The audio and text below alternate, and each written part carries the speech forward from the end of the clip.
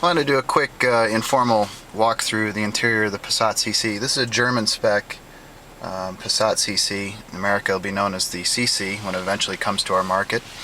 But a couple of quick things you'll notice here if we pan around real quick. Very similar to the existing Passat, but there's a number of changes in this interior, both in technology and in controls in general. Some of these are German market specific, and I'll try to go through those quickly. But you can see the controls for the windows and such have been reorganized a little bit and given a little bit different tactile feel, which is kind of nice. This particular car has a wood trim instead of the aluminum. This German spec car has got the European light switch in it, so it's got rear fogs and front fogs as in addition to the standard lighting stuff you normally get in the US. Instrument binnacle isn't a whole lot different. It's pretty much lifted right from the Passat.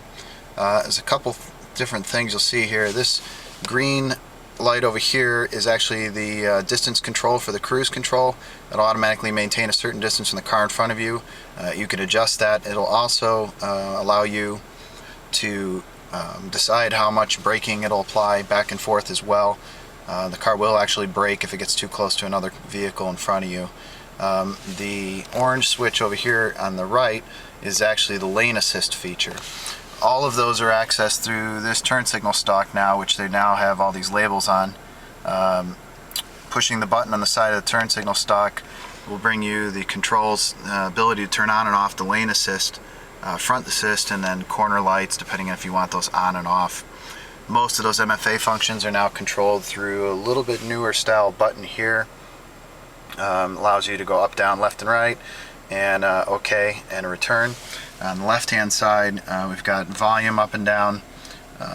We've got plus left and right for the music features and also for voice. This particular car has DSG, so it has the paddle controls on it. The current car I'm driving is a 3.6 liter VR6 with 300 horsepower. However, it doesn't feel significantly faster than the 280 horsepower model. So I'm guessing could be a marketing thing. Also, I know with DSG there's a torque limit, so it's probably a little bit higher horsepower to sacrifice a little less torque, but I have to look at the figures when I get back. That's the right hand turns windshield wiper controls. You can see a bunch of new labels on that as well.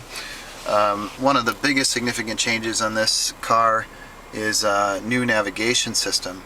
This new system is actually a touch screen system. So for instance, on the map functions now, if you want to go to navigation, you can push the button. It'll tell you, enter new destination.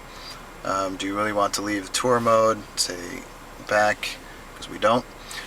Radio functions, typical, other than German radio stations. The radio functions have been totally redone. You've now got the ability to do touchscreen on all of this. Media functions are kind of cool. You have CD, any SD card, hard drive, which in this particular one had a bunch of music on it for the trip, and then a media in through the slot at the bottom of the radio here, plus another iPod connector that can be put into the glove box. German cars also have a video ability. This one is currently deactivated. There's phone features in this German model as well. Here's your controls for all of your treble, mid, bass, balance, fader, etc. Map, which I showed you before, which includes a new 3D view, which is kind of cool. Depending on how much you zoom out from this, you can actually see here that it will start to increase in elevation as it rises up. So pretty significant. You can go back down towards street level here, and then you've got, of course, telematics for traffic and nav functions and map for the navigation. This German car also has an extra control for the ability to do telephone commands directly through this keypad. Kind of a slick feature. Down in the center console, the air conditioning controls have been rearranged a little bit. Temperatures now displayed. It moves with the dial as you go around the dial. The current defroster and other controls you see are fairly similar to other cars, other than they've just been redesigned a bit. This particular car has dual climate control like most Volkswagens these days. Down here, this particular car, like I mentioned, is a DSG transmission. The Passat CC has a switch here for comfort, sport, and normal settings. It also has the rear screen on the back window, tire pressure gauge sensor, ESP on and off, auto hold for hills and features, and this is the ability to have the automatic parking control. If I put the car in reverse,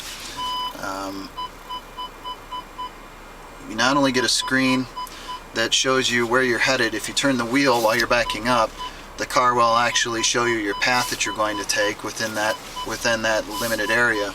You'll notice here on the right there's also an ability to do both parallel parking and regular parking if you wanted to back into a spot. So it actually has some cool features. I haven't tried it yet. Really haven't had a space or time to do it at this point. They call that the optical parking system. So overall, pretty cool. The interior is not a whole lot different.